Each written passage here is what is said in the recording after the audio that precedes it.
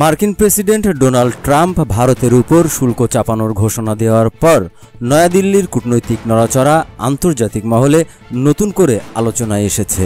ইতিহাসের নানা মোড়ে কার্গিল যুদ্ধ থেকে পহেলগাঁও হামলা পর্যন্ত ইসরায়েল ভারতের পাশে দাঁড়িয়েছে।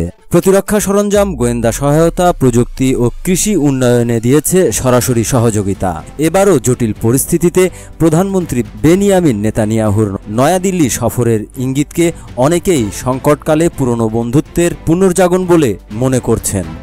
আন্তর্জাতিক ও ভারতীয় কিছু গণমাধ্যমের বিশ্লেষণ বলছে, ট্রাম্পের শুল্ক চাপ ভারতের অর্থনীতি ও কূটনীতিতে তাৎক্ষণিক চাপ সৃষ্টি করেছে, আর তারই প্রেক্ষিতে মোদী সরকার বিকল্প কৌশল হিসেবে ইসরায়েলের মতো নির্ভরযোগ্য অংশীদারের দিকে মনোযোগ বাড়াচ্ছে। তবে এটি শুধুমাত্র অর্থনৈতিক টানাপোড়েন নয়, এর সঙ্গে আছে নিরাপত্তা, প্রযুক্তি ও আঞ্চলিক প্রভাব বিস্তারের কূটনৈতিক হিসাবও।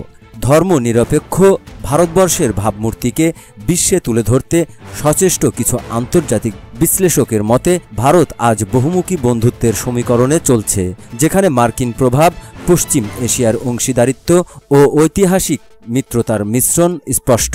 তারা মনে করিয়ে দেন 1999-এ যুক্তরাষ্ট্র কার্গিল যুদ্ধের সময় প্রযুক্তিগত সহায়তা দিতে অস্বীকৃতি জানিয়েছিল। তখন ইসরায়েল দ্রুত এগিয়ে এসেছিল।